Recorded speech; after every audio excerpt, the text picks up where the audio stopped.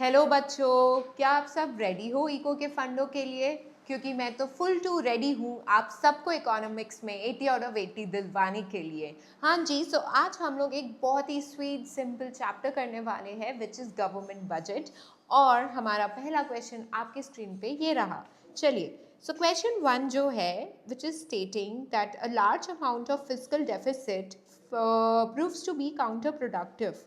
Give any two reasons in support of this statement. So याद है आपको physical deficit क्या होता है? Physical deficit is basically the excess of total expenditure over total receipts excluding borrowings. Basically physical deficit in short आपको ये बताता है कि गवर्नमेंट को कितना बोरो करना पड़ेगा कंट्री में, ठीक है, कितना गवर्नमेंट को बोरो करना होगा एक गिवन ईयर में, वो फिजिकल डेफिसिट बता देता है। और इस बार के लिए मैं बता रही हूँ गाइज, बोर्ड्स के लिए ना physical primary and revenue deficit वाला जो सेक्शन है it's very important from your boards point of view. Please इससे रिलेटेड जितने कॉन्सेप्चुअल क्वेश्चंस कर पाओ, ऑफकोर्स डायरेक्ट क्वेश्चन तो आएगा तुम आंसर कर ही लोगे राइट, बट कॉन्सेप्चुअल क्वेश्चंस भी ना दो चार जितना मैं प्रैक्टिस करवा रही हूँ उतना तो करना, इसमें ही 90% कवरेज तो मिल ही जाएगा। इसके अलावा भी अगर कोई एक दो क्वेश्चन इधर उधर से मिले सैम्पल पेपर सॉल्व करने के वक्त या कुछ, वो भी करना, ठीक है, बिकॉज थोड़ा एक क्वेश्चन ट्रिकी आने का चांसेस है इन तीन टॉपिक्स में से जो आई फील। ओके, चलिए, सो हमें यही बताना है कि अगर फिजिकल डेफिसिट ज़्यादा हो रहा है, in short which means that government को अगर ज़्यादा बोरो करना पड़ रहा है, ठीक है, so how it's going to be counter productive? How is that thing counter productive? मतलब वो कैसे प्रोडक्शन को नेगेटिवली अफेक्ट करेगा, वो आपको जस्टिफाई करना है। अब सिंपल सा बात है, आप ही सोचो, अगर आप ज़्यादा बोरो कर रहे हो तो आपका बोरिंग कॉस्ट ज़्यादा लग रहा है, आपका इंटरेस्ट ज़्यादा लग रहा है, क्योंकि अगर हम लोग ज़्यादा बोरो करते तो इंटरेस्ट रेट्स भी तो बढ़ने लगता है। सो एट दी एंड क्या होता है कि हमारा बोरोइंग कॉस्ट, हमारा interest rates all starts increasing, जिसकी वजह से फ्यूचर बर्डन बढ़ जाता है। Also it leads to inflationary pressure in the economy. तो फिर बोरो करके अभी तो निकाल ले रहे हो, बट धीरे धीरे प्राइसेस बढ़ रही है, आने वाले जनरेशन को प्रॉब्लम होगा कि उन्हें वो सब लोन रिपे करना होगा, वो इंटरेस्ट रिपे करना होगा right. So that is why it's counter productive. Okay, अब हम लोग रीज़न देते हैं, बट पहले हम लोग बोलते हैं कि ये लार्ज फिजिकल डेफिसिट होता क्यों है। So a large amount of physical deficit occurs when government expenditure exceeds its revenue. This can be counterproductive. फिर ये counterproductive हो सकता है for two main reasons.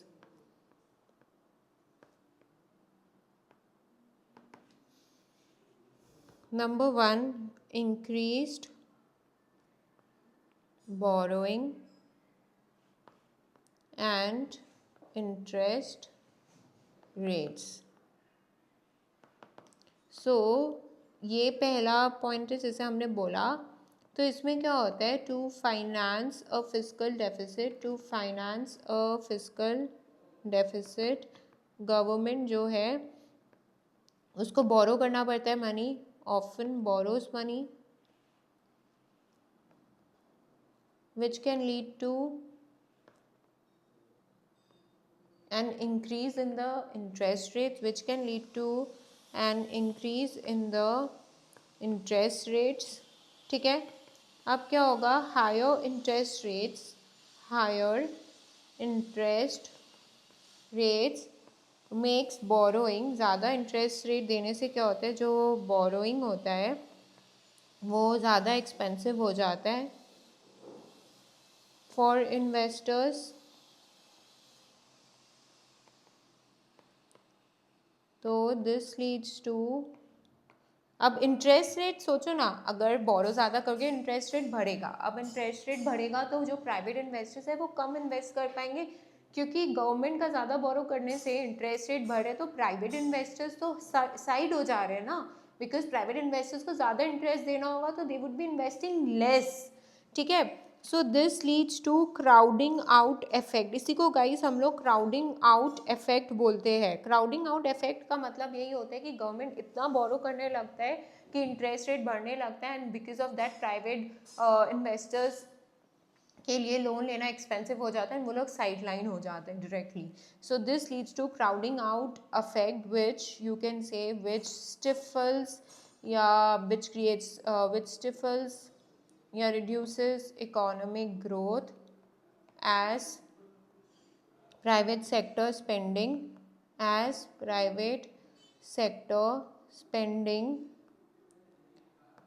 declines in response to higher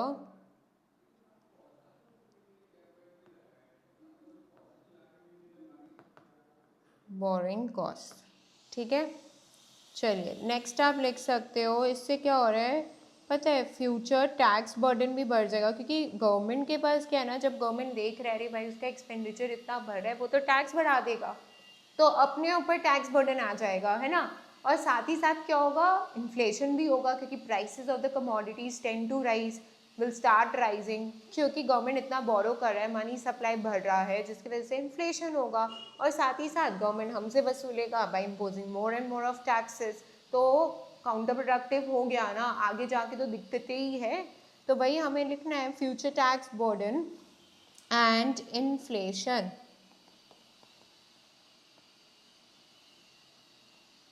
So financing large deficit may require the government, तो हो सकता है government को इसके वजह से टैक्सेस इंक्रीज करने पड़ जाए in the future to repay its debts, creating a burden on future generations। तो फ्यूचर जनरेशन को क्या होता है ना, एक बर्डन क्रिएट हो जाता है गाइस ये सब चीज़ों की वजह से। फिर if the government opts to, और अगर गवर्नमेंट ऑप्ट करिए to finance deficit by printing notes, it can lead to inflation. अगर बोरो करके कर रही है तो आगे जाके बर्डन इंक्रीज हो जाएगा, टैक्सेस बढ़ जाएगा। और अगर बोरो करके नहीं कर रही, नोट्स प्रिंट करके अपने डेफिसिट को फाइनेंस कर रही है, तो भी प्रॉब्लम है, because that will lead to inflation. So if the government opts to finance deficit by printing currency, जिसको गाइस क्या बोलते हैं, deficit financing. So if the government opts to finance deficit by printing currency, that is deficit financing, then money supply will increase in the economy.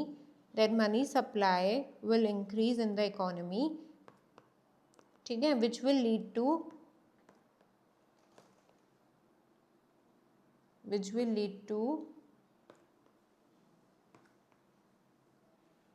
inflation। ठीक है, सो ये था हमारा point. चलिए अब नेक्स्ट हम लोग करते हैं, डिफरेंस हमें लिखना है between physical deficit and primary deficit. So physical deficit तो अभी हमने डिस्कस किया, बट प्राइमरी डेफिसिट क्या होता है? प्राइमरी डेफिसिट इज लाइक जितना आप बोरो कर रहे हो, ठीक है, आप हो सकते हैं कि आप बोरो कर रहे हो, सपोज गवर्नमेंट का फिजिकल डेफिसिट 1000 CR आया, ठीक है। अब गवर्नमेंट ये फिजिकल डेफिसिट 1000 CR जो बोरो किया, वो इसलिए बोरो किया क्योंकि उसको बेसिकली 200 CR उसको एज इंटरेस्ट पे करना था। सो टेक्निकली इंटरेस्ट पे करना था, तो वो तो अनप्रोडक्टिव एक्सपेंडिचर है ना गाइस।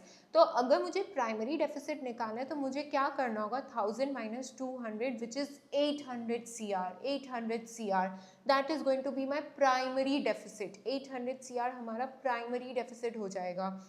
और प्राइमरी डेफिसिट में हम लोग क्या कर रहे हैं, हम लोग फिजिकल डेफिसिट से इंटरेस्ट पेमेंट्स को माइनस कर दे रहे हैं। तो हमें पता चल जा रहा है कि एक्चुअली गवर्नमेंट को प्रोडक्टिव पर्पसेस के लिए वो कितना बोरो करना चाह रहे हैं, वो हमें पता चल जाता है। So that's a difference between, मतलब prime difference between physical deficit and primary deficit. ठीक है, सो इट शोज, पहले आप डेफिनेशन लिख देना, तो it shows excess of total expenditure over total receipts। so इसमें borrowings included रहता है। so it shows excess of total expenditure over total receipts, sorry, excluding borrowings। और ये क्या शो करता है, it shows difference between fiscal deficit and net interest payments। आप formula लिख दो, therefore primary deficit is equal to fiscal deficit minus net interest payments। और इधर आप फॉर्मूला लिख दो,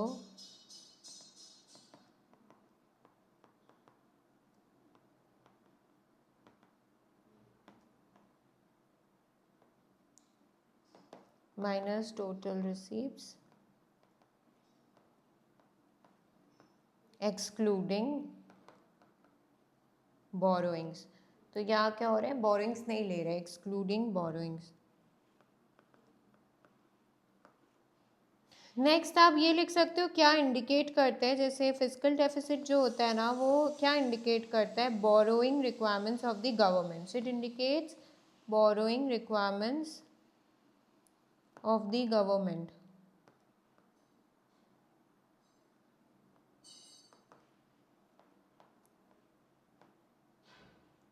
और ये इंडिकेट करता है borrowing requirements of the government excluding interest। ठीक है, एक्सक्लूडिंग इंटरेस्ट क्या बोरिंग रिक्वायरमेंट हो रहा है गवर्नमेंट का। ठीक है, सो ये दो डिफरेंस था guys between physical deficit and primary deficit. चलिए अब हम लोग नेक्स्ट क्वेश्चन में मूव करते हैं, which is saying that can there be a fiscal deficit in the government's budget without a revenue deficit. तो ये लोग बोले कि फिजिकल डेफिसिट एग्जिस्ट कर सकते हैं क्या बिना रेवेन्यू डेफिसिट के। Of course guys, revenue deficit क्या होता था, difference between revenue expenditure and revenue receive. तो अगर इमेजिन कर, और फिजिकल डेफिसिट में क्या होता है ना, आप सिर्फ रेवेन्यू आइटम्स ही नहीं कैपिटल आइटम्स भी लेते हो।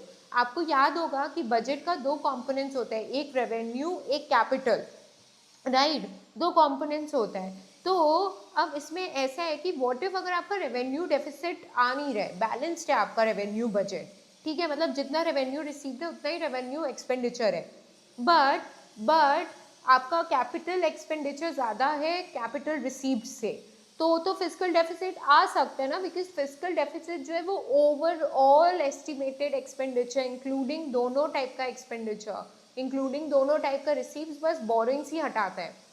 ठीक है, तो येस दिस इज पॉसिबल जब हमारा रेवेन्यू बजट बैलेंस्ड है। और दूसरा ये पॉसिबल है कि अगर फॉर एग्जांपल हमारा रेवेन्यू बजट में इमेजिन करो डेफिसिट आ रहा है, ठीक है, या रेवेन्यू बजट में हमारा सरप्लस आ रहा है, बट जो कैपिटल बजट है उसमें डेफिसिट आ रहा है और वो डेफिसिट ज़्यादा है, कैपिटल बजट का जो डेफिसिट है वो ज़्यादा है रेवेन्यू बजट के सरप्लस से, तो भी ओवरऑल फिजिकल डेफिसिट हो सकता है। So there are two reasons which we can, through which we can support our answer. ठीक है, सो हम लोग चलिए लिखते हैं कि yes there can be a fiscal deficit in government budget without a revenue deficit. कब? Number 1, when revenue budget is balanced. जैसा कि हमने बोला, जब हमारा रेवेन्यू बजट बैलेंस्ड है बट कैपिटल बजट जो है वो एक डेफिसिट शो कर रहा है, और when there is surplus in revenue budget but जब सरप्लस है रेवेन्यू बजट में but deficit in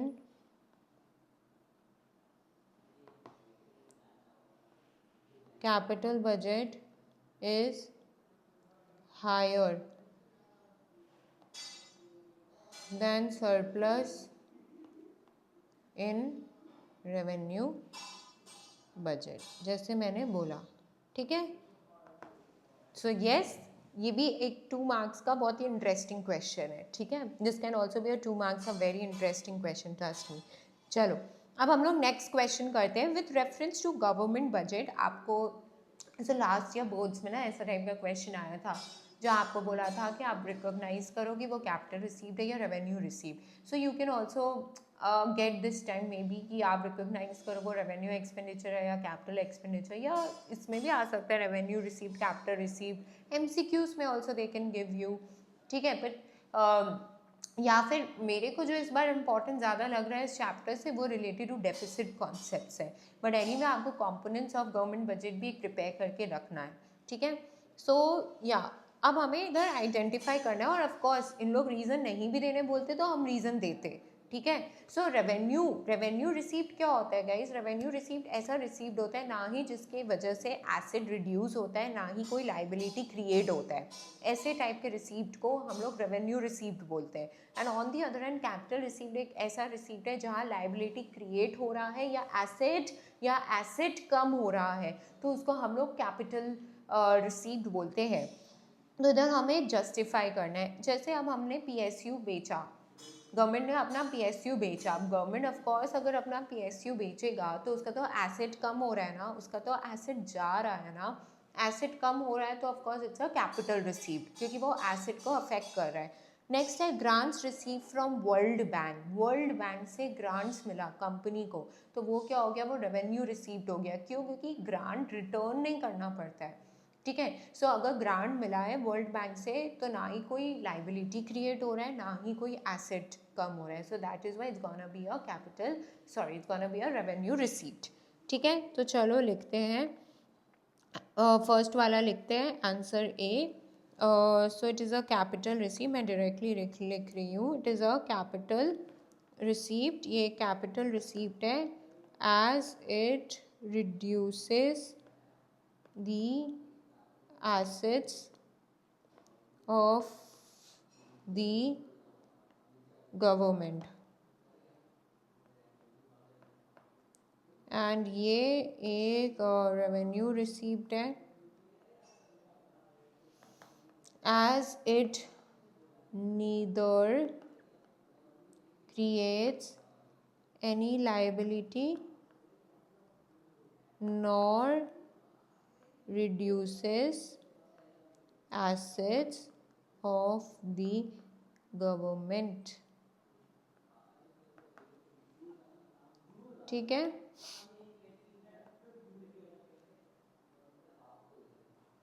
creates nor reduces assets, ठीक है। चलो अभी लास्ट क्वेश्चन ये रहा कि suppose you are a member of the advisory committee to the finance minister of India, ठीक है। Now the finance minister of India is concerned about rising revenue deficit in the budget, ठीक है। सो finance minister concern है revenue deficit बढ़ रहा है। Revenue deficit यानी गाइस रेवेन्यू डेफिसिट मतलब revenue expenditure minus revenue receive. excess of revenue expenditure over revenue received is known as revenue deficit. Suggest 3 measures to control the revenue deficit of the government.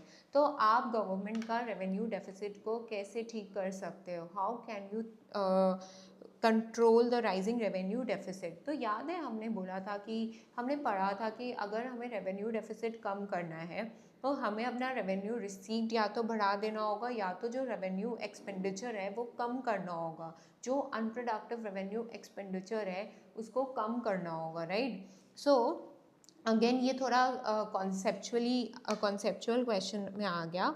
सो चलिए लिखते हैं the 3 measures, 2 marks type का question है, ठीक है? So the 3 measures to control the rising revenue deficit of the government are as follows. सबसे पहला क्या किया जा सकता है? गवर्नमेंट का टू एडमिनिस्ट्रेटिव एक्सपेंडिचर गवर्नमेंट कम कर दे, क्योंकि या तो यही तोड़ है ना, या तो तुम रेवेन्यू एक्सपेंडिचर को कम करो या रेवेन्यू रिसीव्ड को बढ़ाओ. तो वही बोल रहा है. अब देखो रेवेन्यू रिसीव्ड बढ़ता कैसे? टैक्सेस के थ्रू, ठीक है? बट वो लोग उतना नहीं चाहते क्योंकि it hurts the sentiments of poor people. So that is why they don't usually prefer that, ठीक है? But that is also one option. So anyway the 3 measures to control the rising revenue deficit are as follows. पहला, to reduce government administrative expenses, ये पहला. दूसरा, to reduce the burden of subsidy. Government ये भी कर सकते हैं ना, अपना सब्सिडी का बर्डन कम कर दे, क्योंकि सब्सिडी एंड और वो जो देता है वो भी तो रेवेन्यू एक्सपेंडिचर में ही है. And to increase its revenue received through taxes,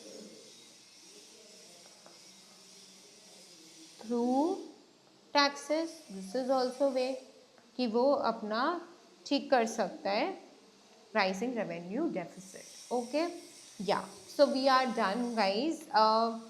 apart from this I would suggest you to please practice numericals भी आ सकता है, ठीक है? So apart from this portion आप न्यूमेरिकल्स थोड़ा बहुत प्रैक्टिस कर लेना, आपको बुक में मिल जाएगा न्यूमेरिकल्स, ठीक है? It can come for 2 marks. I personally feel that. So वो प्रैक्टिस कर लेना है. अगर कोई भी डाउट हो, you can anytime reach out to me. You have my Insta handle there written in the description box. You have my Gmail ID written in the description box. You can reach out to me. अगर आपको extra और भी questions चाहिए ना, ठीक है, कुछ भी पर्टिकुलर चैप्टर के ऊपर, आप डेफिनेटली मेरे को रीच आउट कर सकते हो. And your message will be reported back as soon as possible. Okay, don't forget to like, share, subscribe with your friends and keep hustling guys. Average होने में कोई मज़ा नहीं है, trust me.